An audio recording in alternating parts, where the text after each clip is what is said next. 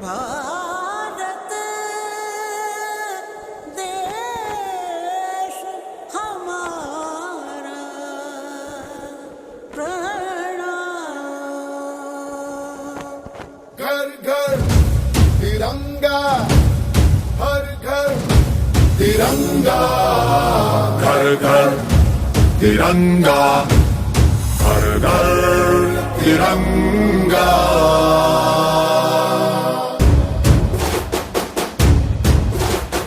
घर घर तिरंगा, रथ घर तिरंगा, घरों घरी तिरंगा, प्रत्येक घरी तिरंगा।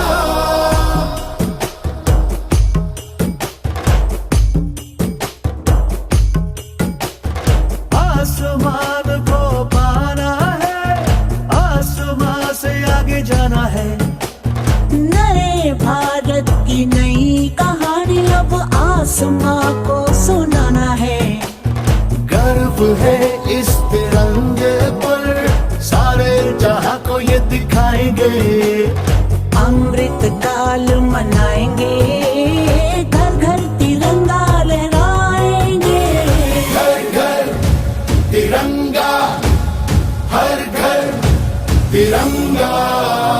तिंटा झंडा मने मने गु त्रिवर्णा।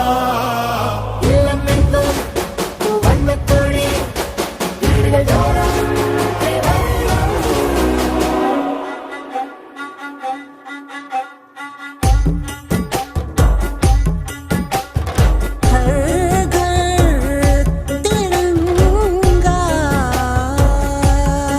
इंडिया इंडिया इंडिया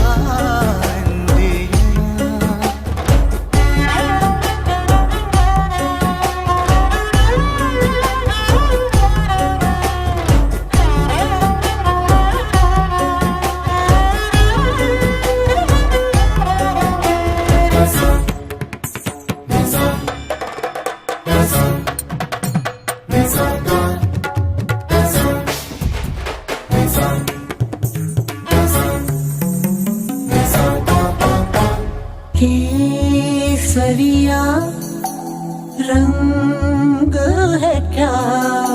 ये रंग मेरी शक्ति का है, ये रंग मेरी ताकत का है, ये रंग देश के माथे पे सजा।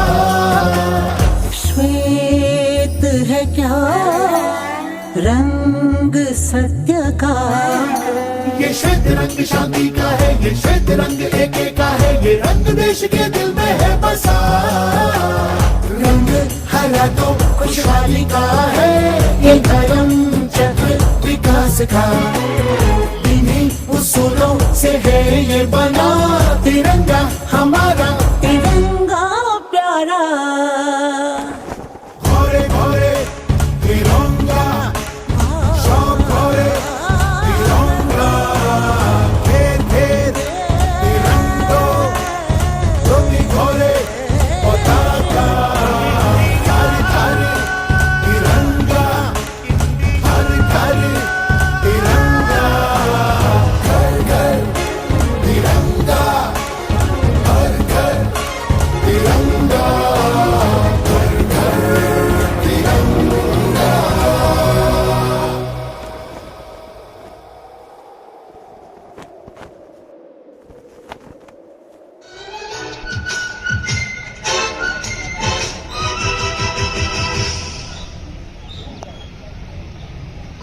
हम लोगों को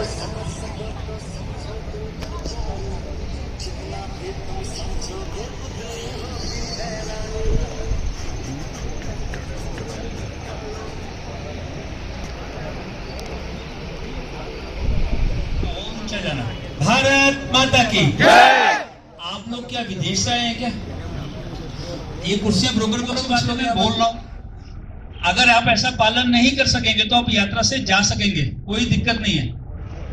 भीड़ नहीं चाहिए, अनुशासित लोग चाहिए। हमारे सारे संगठन को पूरा समाज देखेगा कि हम कैसे लोग हैं। तो कुछ बातें हमने फिक्स कर रखी थी, वो मैं याद कराता हूं। हमने सबको आई कार्ड दिया है।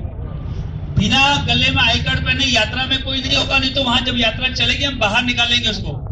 आपके पास आई कार्ड नहीं है तो जो आपको लेकर उसे आई कार्ड मांगिए। सबको आई कार्ड दिए गए थे, इसलिए आई कार्ड के बिना कोई भी नहीं जाएगा। किसी को दिक्कत है तो मुझसे बात करो, नहीं तो कहीं और बात करनी, करिए, कोई दिक्कत नहीं। एक बात। दूसरा, सबकी बाइक पर नंबर लगना था। अगर आपकी बाइक पे नंबर नहीं लगा हुआ तो भी आप यात्रा से बाहर जाएंगे, क्योंकि हमने नंबर सबको पहले एडवांस भेजे 2 दिन कि सबको अपने नंबर लगा के ही बाइक में आना। नंबर लगाने का मतलब क्या है? नंबर के साथ चलना भी है। अभी जैसे पठानकोट आया, कौन किसका मालिक था पता ही नहीं, तो लग रहा है ये जुलूस आ रहा है, ये संगठन के लोग नहीं आ रहे, जुलूस आ रहा है ऐसा लग रहा था देखने पर।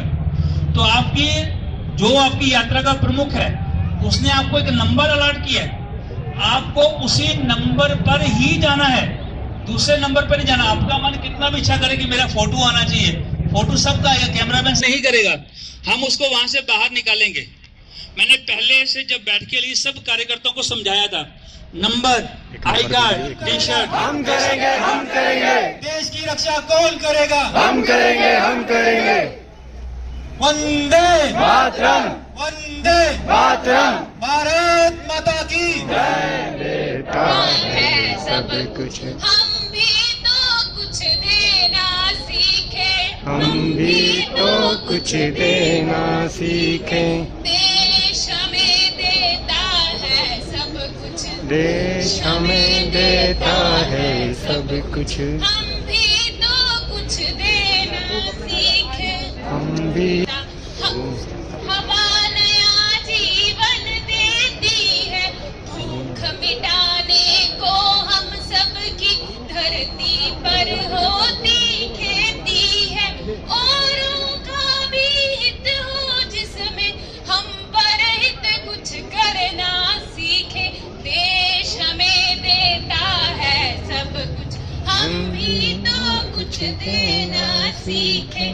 गर्मी की तपती दोपहर में पेड़ सदा देते हैं छाया, सुमन सुगंध सदा देते हैं हम सबको फूलों की माला।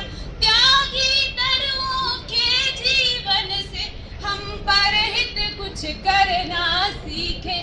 देश हमें देता है सब कुछ, हम भी तो कुछ देना सीखे। देश हमें देता है सब कुछ, हम भी तो कुछ देना सीखे। भारत माता की जय। वंदे मातरम। समिति के समर्पित कार्यकर्ता हैं। ये सभी इन सभी के रात दिन की जी तोड़ सहयोग के बिना नामुमकिन था। अब मैं बिना किसी देरी के आज की विशाल तिरंगा यात्रा के प्रमुख अतिथियों को मंच पे स्वागत करती हूँ। श्री कर्नल तीरथ सिंह जी, प्रांत अध्यक्ष रद्दी लोक सेवा समिति पंजाब। श्री शशांक कनन जी, डीआईजी बीएसएफ रेंज गुरदासपुर। श्रीमान मनोज जी, सीमा जागरण संगठन मंत्री। श्री केवल कृष्ण जी, महामंत्री पंजाब सरहदी लोक सेवा समिति। अब मैं श्री मान मुकेश जी, जिला पठानकोट के जिला महामंत्री से निवेदन करूंगी कि आए हुए मुख्य अतिथियों का परिचय करें। श्रीमान मुकेश जी। जी नमस्कार। एक बार जोर से नारा लगाएं, थोड़ा जोश आना चाहिए। भारत माता की जय। आज देख के मुझे 2 पंक्ति याद आ रही है कि उस देश की सरहद को कोई छू नहीं सकता जिस देश की सरहद की निगाहबान है आंखें। तो आज मुझे ये देख के नजर आ रहा है कि जिस सरहद के लोगों की निगाहबान आंखें हैं, वैसी नजर है, तो आज ये कार्यक्रम संपन्न हो रहा है। आज मैं हमारे जो मुख्य अतिथि हमारे साथ आज मार्गदर्शन के लिए आए हैं, उनका मैं एक थोड़ा सा परिचय कराना चाहता हूँ और मैं अपनी टीम से गुजारिश करता हूँ कि उनको एक बार सम्मानित करें। श्रीमान कर्नल तीरथ सिंह जी, सरहदी लोक सेवा समिति हमारा जो पंजाब का संगठन है उसके प्रधान हैं। वो वीर चक्र विजेता है। पूरी जिंदगी जिन्होंने अपनी फोर्स में निभाई, देश की सेवा के लिए निभाई, पहले वर्दी पहन के और आजकल बिना वर्दी के देश की सेवा कर रहे हैं, कर्नल तीरथ सिंह जी। तो मैं अपने कार्यकर्ताओं से गुजारिश करता हूं कि इनका स्वागत करें। कर्नल तीरथ सिंह जी।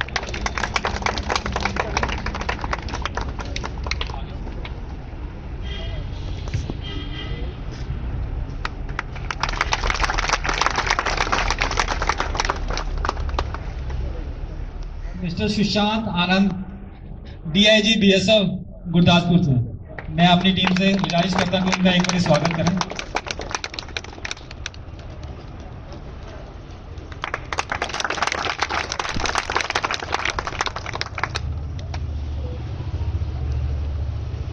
इनके मार्गदर्शन से ये सारा संगठन चलता है और ऐसे बड़े बड़े हम कार्यक्रम करते हैं। श्रीमान मनोज जी, सीमा जागरण मंच के संगठन मंत्री, एक बार इनका स्वागत किया जाए।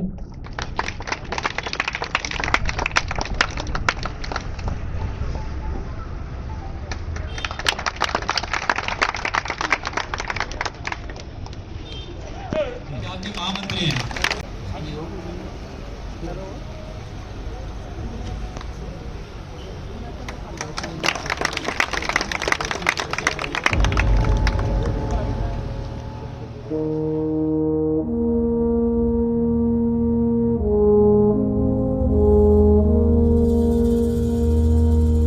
तलवारों पे सरवार दिए,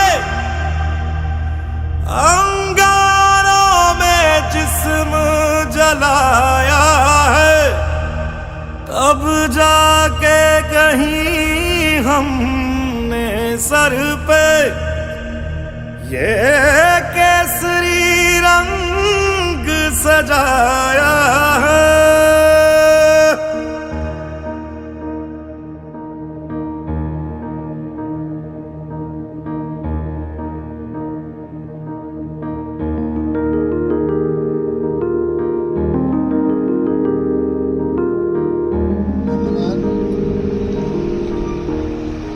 यहाँ पर उपस्थित मातृशक्ति, DIG गुरदासपुर रेंज, जिन्होंने बहुत कृपा की है यहाँ पर हमारी सरहदी लोक सेवा समिति के कार्यक्रम में आने का, बहुत बहुत धन्यवाद। मनोज जी और पूरे साहस से भरे हुए मेरे साथियों,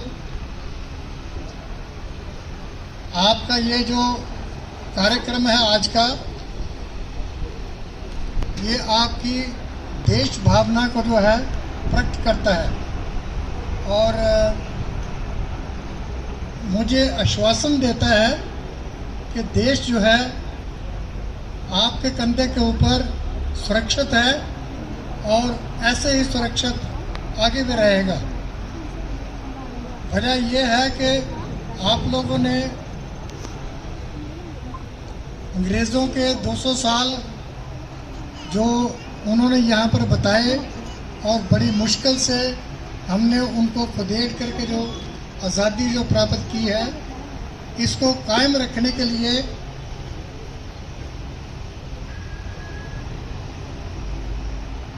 दस साल नहीं, 20 नहीं, 75 तो हमारे होने वाले हैं। और आपने इन 75 सालों में देख ही लिया है कि अगर 75 सालों में एक देश जो है वो बिल्कुल गई गुजरी स्थिति से उठ करके दुनिया की नंबर 5 इकोनॉमी पर आ सकता है, तो इस आज़ादी को कायम रखने के लिए हमें और भी बढ़ चढ़ करके जो है हिस्सा लेना पड़ेगा, काम करना पड़ेगा, मशक्क़त करनी पड़ेगी। और मुझे बहुत खुशी होती है जब मैं देखता हूँ कि हमारे नौजवान जो हैं, इनके दिल में देशभक्ति की भावना बिल्कुल बढ़ चढ़ कर है। हमने तो 47 की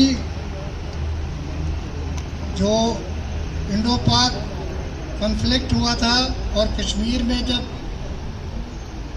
घुसपैठिए आए थे वो भी देखे, 65 की लड़ाई भी देखी, 62 की भी देखी, 71 की भी देखी, 99 की भी देखी। लेकिन जो देश के प्रति देश की बढ़ती हुई भावना जो है, नेशनल स्पिरिट जो है, जो पंजाबियों में है, वो शायद कहीं और इतनी मिलती होगी। ये नहीं कि बाकी सूबों में नहीं है, बाकी सूबों में भी बहुत ज़्यादा है, लेकिन हमारे पंजाबियों में तो बहुत से ज़्यादा से भी ऊपर है। मैंने देखे हुए हैं 65 में स्कूलों के बच्चे, मैं अभी DIG साहब से इसका जिक्र कर रहा था कि 65 में और 71 में स्कूलों में छुट्टियां करके टीचर जो है बच्चों को घर से खाना पकवाने के लिए भेज देते थे, और जब वो खाना ले आते तो टीचर जो है वो मोर्चों के ऊपर जा कर के अपने जवानों का जो है साथ दिया करते थे। तो ऐसी देश की आगे बढ़ने की भावना जो है अगर किसी ने सीखनी है तो वो पंजाबियों से सीखे। यही नहीं, अगर देश की आज़ादी की कुर्बानियों का जिक्र किया जाए तो उसमें भी बहुत से ज़्यादा जो है कुर्बान जो हमारे जवान जो हुए हैं वो पंजाबी हुए हैं। आपको याद है भगत सिंह, आपको याद है राजगुरु, आपको याद है सुखदेव, और इसी प्रकार और बहुत सारे हमारे इंसान हैं जिन्होंने बहुत ज़्यादा कुर्बानी दे रखी है। उधम सिंह को कौन बुला सकता है, जिन्होंने जलियांवाला बाग का बदला लेने के लिए यहाँ से इंग्लैंड गए, इंग्लैंड जाकर के असेंबली में जनरल डायर को शरेआम मारा था। तो ये स्पिरिट जो है सिर्फ हमारे पंजाबियों में हो सकती है। मैं चाहता हूँ कि ऐसी स्पिरिट पूरे देश में उभरे और देश जो है आगे तरक्की करे। धन्यवाद जी। अब मैं अपने आज के इस कार्यक्रम के मुख्य अतिथि श्रीमान Shashank Anand ji, DIG BSF Gurdaspur range से अनुरोध करूंगी स्टेज पर आएं और अपने शब्दों से कृतार्थ करें। श्रीमान शशांक आनंद जी।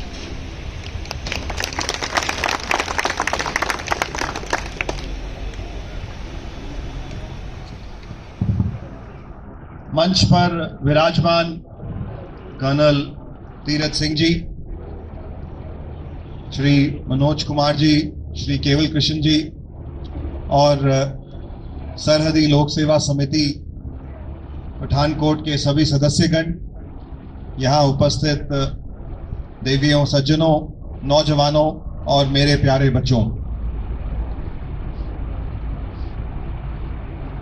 एक यूनिफॉर्म धारी होने के नाते मुझे आज बहुत खुशी मिल रही है कि छुट्टी वाले दिन, संडे का दिन है, आप सब ने गर्मी के इस मौसम में समय निकाला है अपने देश के लिए। बताइए क्या मुझे धन्यवाद करना चाहिए इसके लिए? आवाज नहीं आ रही। धन्यवाद करना चाहिए? क्यों नहीं करना चाहिए? क्योंकि देश आपका भी उतना है जितना मेरा है, और सीमा सुरक्षा बल बॉर्डर पे किसके लिए खड़ी हुई है? आप ही के लिए। तो अगर आप लोग देशभक्त नहीं होंगे, अगर आप लोगों में देश के लिए जज्बा, देश के लिए प्यार, देश के लिए कुर्बानी की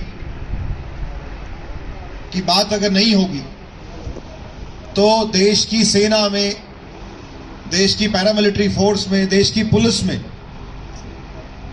कैसे हिम्मत आएगी दुश्मन से लड़ने के लिए।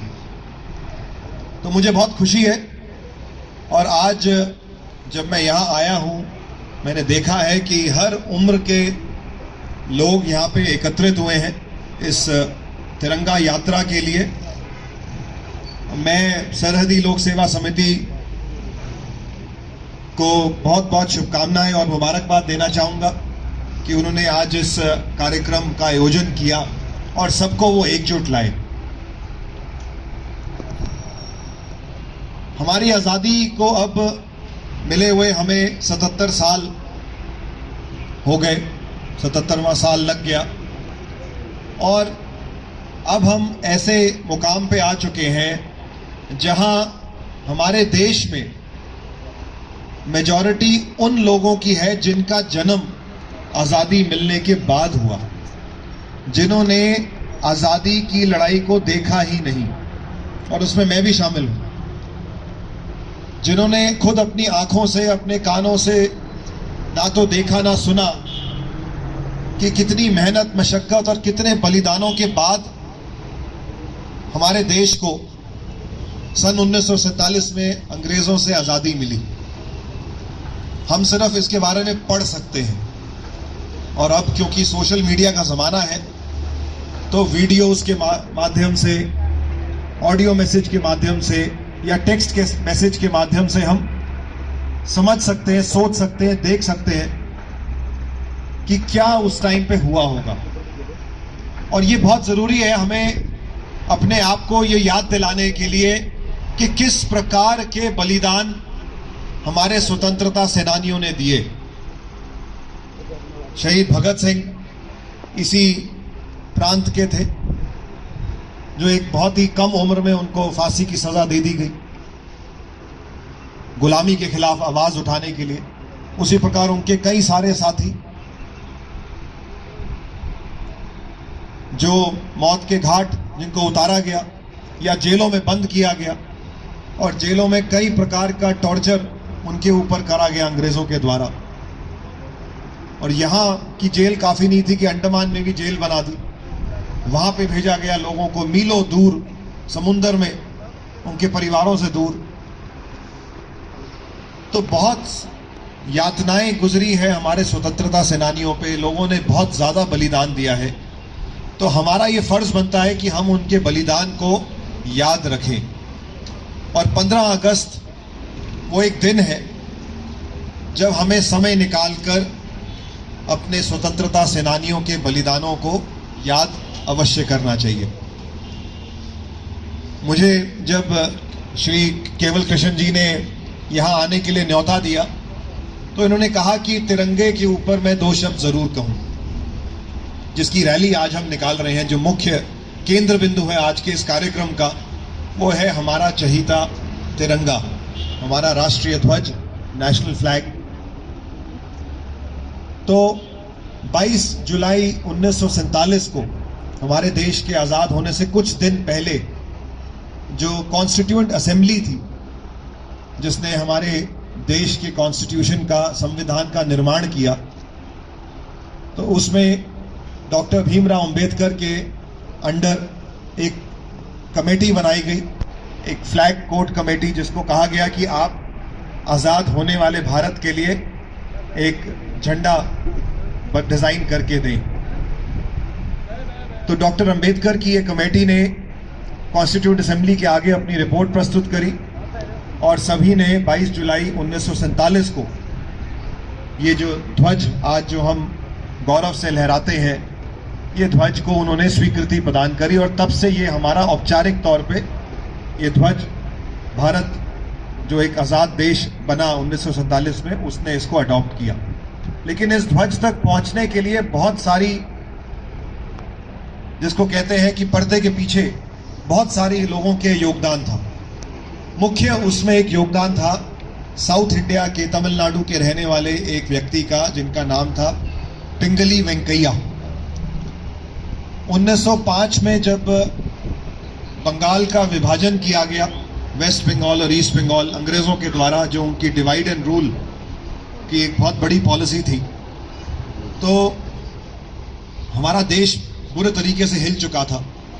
तो 1906 में जब इंडियन नेशनल कांग्रेस का एक सेशन हुआ इसी के ऊपर कि बंगाल जो इतना बड़ा प्रांत था उसका विभाजन किस प्रकार कर दिया अंग्रेज़ों ने, तो 1906 के सेशन में ये एक साधारण से व्यक्ति, आप ही की तरह, पिंगली वेंकैया, जो कि एक किसान थे, तमिलनाडु के इलाके के रहने वाले थे, ये उस सेशन में गए थे। और वहाँ इन्होंने देखा कि जो सेशन इंडियन नेशनल कांग्रेस का हो रहा था उसमें अंग्रेज़ों का झंडा जो था उसको इस्तेमाल किया जा रहा था। तो तब इनको ये बात महसूस हुई कि हमारा देश जो है आज़ादी की लड़ाई लड़ रहा है, हमारा एक अपना अलग झंडा होना चाहिए। और महात्मा गांधी तक ये बात पहुंची तो उन्होंने पिंगली साहब की ही ड्यूटी लगाई कि जी आप हमारे लिए एक झंडा बना के दें। तो सन 1921 में, इतने सालों की मेहनत के बाद, उन्होंने एक झंडा बनाया जिसमें लाल और हरा रंग था, और उसमें गांधी जी के कहने पे चरखा, जो गांधी जी का प्यारा चरखा था, वो उसके अंदर बीच में डाला गया और तब ये एक झंडा बना। और इंडियन नेशनल कांग्रेस के द्वारा इस झंडे को अडॉप्ट किया गया और कई सारे सेशंस में इस झंडे को इस्तेमाल किया गया। और जैसे जैसे आगे सेशन होते गए, लाहौर सेशन हुआ, कराची में सेशन हुआ, उसमें झंडे में बदलाव आता गया। और अंत में जब देश आज़ाद होने के कगार पे आया 1947 में, तब जो ये डॉक्टर भीमराव अंबेडकर की कमेटी थी, ये गांधी जी के पास गए और इन्होंने कहा कि गांधी जी, हम आपके दिखाए हुए जो मार्गदर्शन में जो झंडा बना था, जिसके अंदर चरखा था, हम इसमें कुछ बदलाव लाना चाहते हैं। और वो बदलाव यही था कि इस झंडे के अंदर सबसे ऊपर केसरी रंग, जिसको अंग्रेजी में सैफरन कहते हैं, बीच में सफ़ेद वाइट और सबसे नीचे हरा ग्रीन कलर को अडॉप्ट किया गया। और चरखे की जगह अशोक चक्र को बीच में नीले रंग से लगाया गया। तो इस अशोक चक्र के अंदर कोई बताएगा कि कितने स्पोक्स, जिसको हम कहते हैं, कितनी लाइनें हैं? बहुत बढ़िया, 24। तो अशोक चक्र, जिसको धर्म चक्र के नाम से भी जाना जाता है, गौतम बुद्ध से भी उसको जोड़ा जाता है, तो ये भी हमारी एक बहुत ऐतिहासिक एक हेरिटेज है, जिसको हमें वैल्यू हम कर रहे हैं अपने नेशनल फ्लैग में डालकर। तो तब ये तिरंगा फाइनल हुआ और उस दिन से 22 जुलाई 1947 से, जैसा मैंने कहा, इस तिरंगे को हमारे कॉन्स्टिट्यूएंट असेंबली ने अडॉप्ट किया और अब हम इसको गौरव से लहराते हैं। लेकिन क्योंकि तिरंगा एक हमारे देश की प्रतीक है, एक आन बान शान से जुड़ा हुआ है, तो भारत सरकार ने एक तिरंगे के ऊपर कानून पारित किया और कहा कि अगर कोई तिरंगे का अपमान करता है तो वो देश के अपमान के बराबर होगा, और उसके लिए सजा डाली। और ये शुरू में प्रथा थी कि तिरंगे को सिर्फ सूर्योदय से लेके और सूर्य अस्त तक ही लहरा सकते हैं। लेकिन सुप्रीम कोर्ट में एक याचिका दाखिल हुई थी, नवीन जिंदल ने एक रिट पिटिशन फाइल करी थी और उसके अंदर उन्होंने ये बात रखी और कई सारे लोगों ने ये बात रखी कि जी, दूसरे देशों में, विदेशों में हम देखते हैं कि लोग अपने घरों के ऊपर कंट्री का नेशनल फ्लैग लहराते हैं, व्हीकल पे लहराते हैं, पूरा दिन लहराते हैं। तो भारत में ऐसा होना चाहिए कि भारत में 24 घंटे 365 दिन अगर कोई देशभक्त अपने घर के ऊपर तिरंगा झंडा लहराना चाहता है तो उसको आज़ादी होनी चाहिए लहराने की। और सुप्रीम कोर्ट ने इस बात को माना और भारत सरकार को निर्देश दिया और उसके बाद फिर भारत सरकार ने फ्लैग कोड में बदलाव करा। तो अब हम आज़ाद हैं कि हम अपने घर के ऊपर, अपने कार्यालय के ऊपर भारत का झंडा लहरा सकते हैं। और उसी श्रृंखला में 13 तारीख से लेकर 15 तारीख तक हर घर तिरंगा, ये इसकी भी पुकार भारत सरकार ने दी है कि हम सभी नागरिक अपनी देशभक्ति को दिखाने के लिए, देशभक्ति की भावना को दोबारा से जगाने के लिए अपने घरों के ऊपर तिरंगे को लहराएं। तो मैं आप सबसे भी गुजारिश करूंगा कि आप लोग अपने घरों पे कम से कम इन 3 दिन, आज 13, 14 और 15 तारीख को तिरंगा ज़रूर अपने घर के ऊपर लहराइए, ताकि हम एकजुट होकर एक पूरे विश्व के आगे ये भावना हम प्रस्तुत कर सकते हैं कि आज जब भारत विश्व का सबसे बड़ा देश बन चुका है, जिसमें सबसे बड़ी आबादी है, चीन से भी आगे निकल गए हैं, हम एक ताकतवर देश बनने जा रहे हैं। और 2047 में जब आज़ादी के 100 साल पूरे हो जाएंगे, जब अमृत काल जिसको कहा गया है, जब वो पूरे हो जाएंगे, तो हमारा ये देश का एक सपना है कि हम एक विकसित देश के रूप में उभरेंगे और दुनिया के सबसे ताकतवर देश के रूप में उभरेंगे। और ये तभी संभव होगा जब सभी नागरिक योगदान दें। मैं वैसे तो एक आईपीएस ऑफिसर हूं और बीएसएफ ज्वाइन करने से पहले मैं हरियाणा पुलिस में बतौर एसएसपी, बतौर डीआईजी रह चुका हूं। लेकिन बीएसएफ सन 1965 में खड़ी हुई थी और एक बहुत ही बहादुर फोर्स के तौर पे ये उभर के आई है। 1965 में हम जानते हैं कि पाकिस्तान के साथ युद्ध हुआ था, उसमें भी बीएसएफ के बहादुर जवानों ने, अफसरों ने अपनी जीवन की कुर्बानी दी। फिर सन 1971 में जब दोबारा युद्ध हुआ, उसमें बीएसएफ की एक बहुत बड़ी भूमिका है बांग्लादेश को आज़ाद करने में, जिसको ईस्ट पाकिस्तान भी कहा जाता था। और इसलिए हमने बांग्लादेश को आज़ाद करवाया क्योंकि वहाँ पे पाकिस्तान की फ़ौज के द्वारा वहाँ के लोकल जो लोग थे बांग्लादेशी, उनके ऊपर बहुत ज़्यादा टॉर्चर करा जाता था और वहाँ के लोग बहुत ज़्यादा ग्रस्त थे, पीड़ित थे पाकिस्तानी फ़ोर्स के, पाकिस्तानी हुकूमत के टॉर्चर से। और उन्होंने हिंदुस्तान की हुकूमत को कहा कि जी हम आपकी तरह एक आज़ाद देश बनना चाहते हैं, हमारी मदद करें।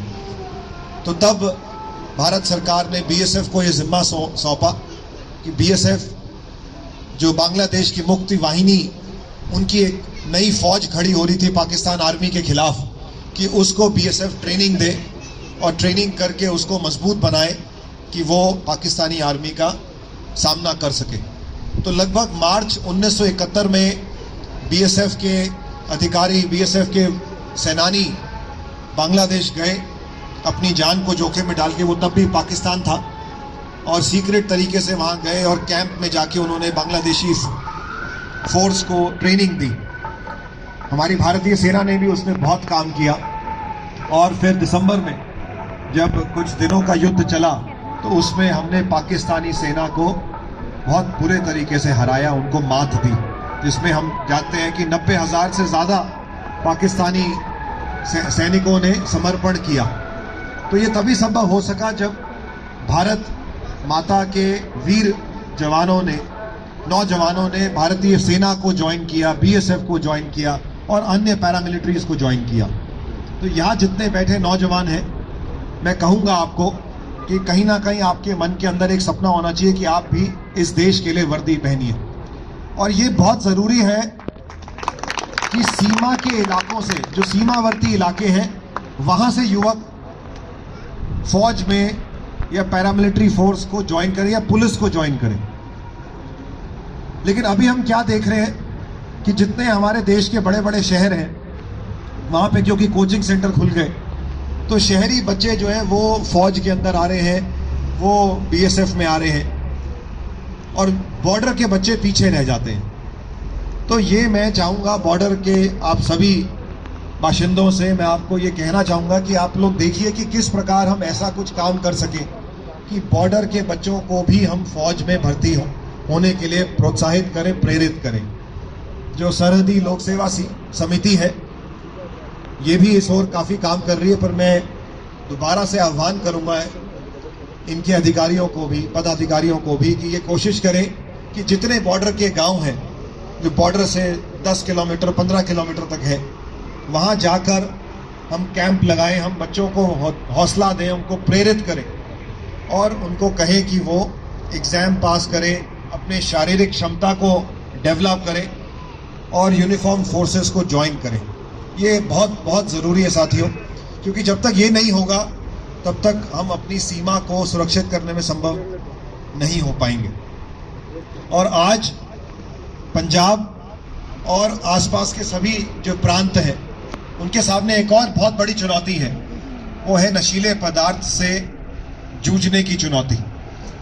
मैं बॉर्डर सिक्योरिटी फोर्स में हूँ, मैं आपको कह सकता हूँ कि देश विरोधी ताकतें काफ़ी प्रयत्न कर रही हैं कि वो नशीली पदार्थ सीमा के रास्ते, ड्रोन के रास्ते या अन्य रास्तों से पंजाब के अंदर भेजें। पर बीएसएफ 24 घंटे सीमा पे खड़ी है, पंजाब पुलिस पीछे खड़ी है और हमारी जितनी भी खुफिया एजेंसीज़ हैं, हम लोग बहुत प्रयास कर रहे हैं कि किसी भी तरीके से ड्रग्स पंजाब के अंदर ना आए।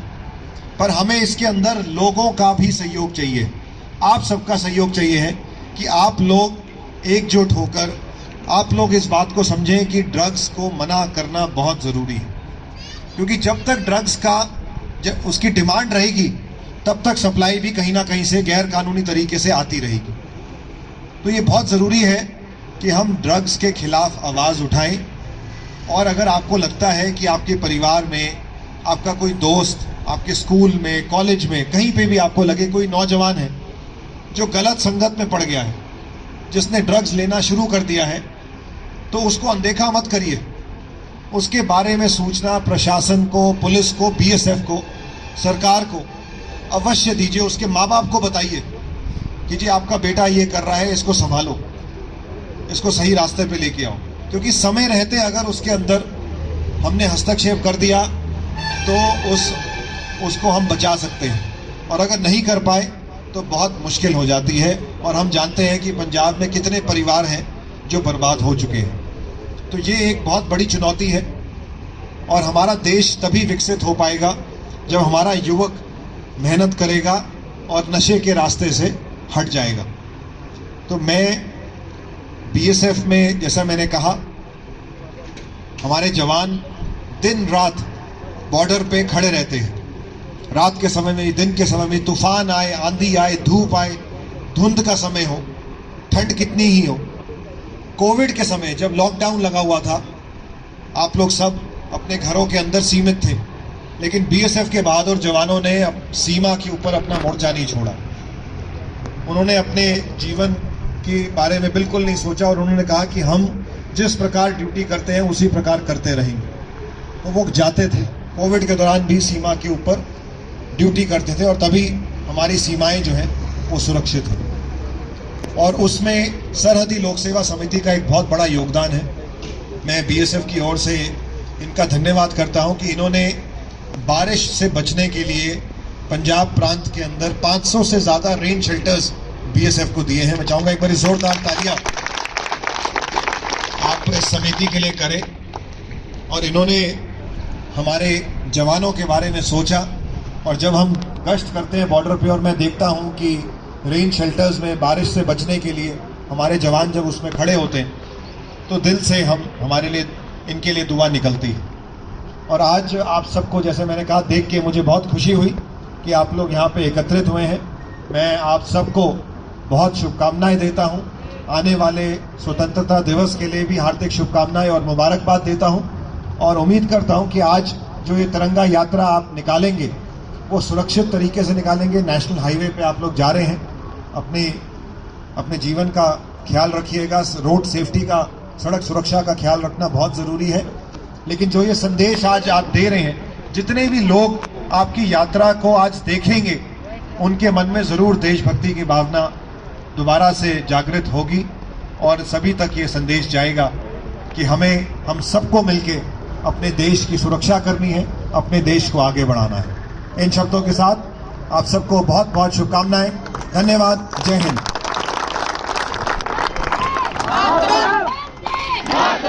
मैं अनुरोध करूंगी कि मंच पर आएं और अपने मीठे वचनों से सभी को अनुप्राणित करें। श्रीमान मनोज जी।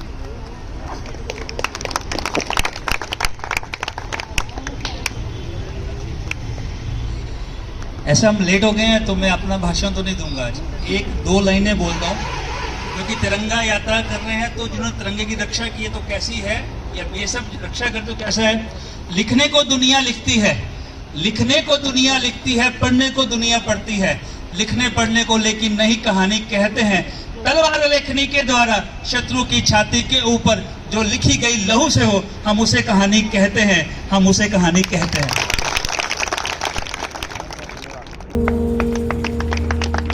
अरुण जी जहाँ भी है मंच पर आने की वार दिए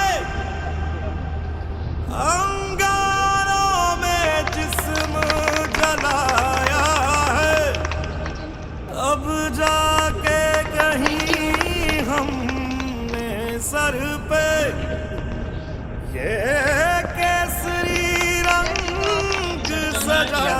जो अपने हैं वो अपने नंबर ठीक करिए। 5 मिनट को यात्रा चलें, लेट चल रहे हैं, बहुत लोग स्वागत के तैयार में बैठे हैं आपके। जरा 5 मिनट में जरा आप लोग अपनी अपनी बाइक पे पहुंचिए फटाफट।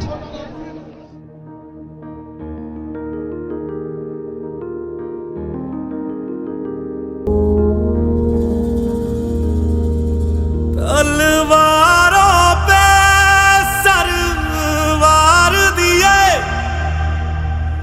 अंगारों में जिस्म जलाया है, तब जाके कहीं हम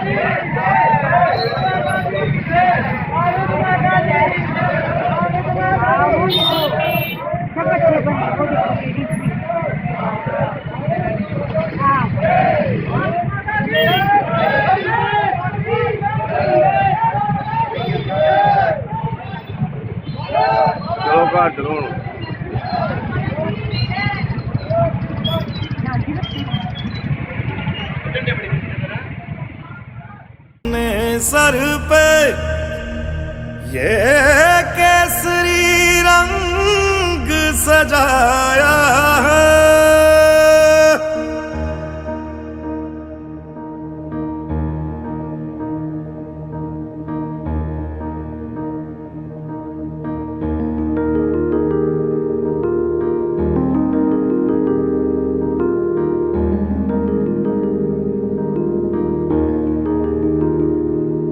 है मेरी ज़मीं अफसोस नहीं जो तेरे लिए 100 दर्द सहे, महफूज रहे तेरी आन सदा चाहे जान मेरी ये रहे ना रहे। हाँ मेरी ज़मीं महबूब मेरी नस नस में तेरा इश्क बहे, फीका ना पड़े कभी रंग तेरा जिस्मों से निकल के खून कहे।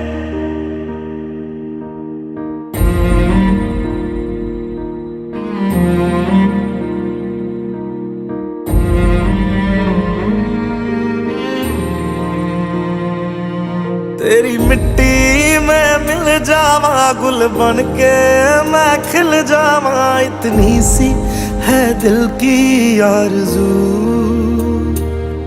तेरी नदियों में बह जावा तेरे खेतों में लहरावा, इतनी सी है दिल की आरज़ू।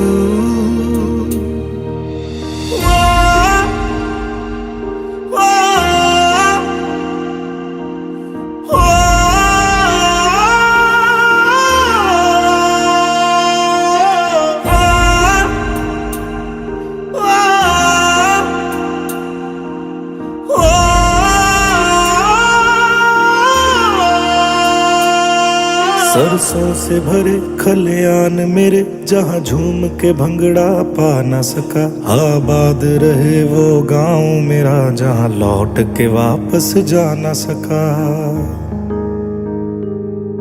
ओ वतना में मेरे वतना में तेरा मेरा प्यार निराला था, कुर्बान हुआ तेरी असमत पे मैं कितना नसीबों वाला था।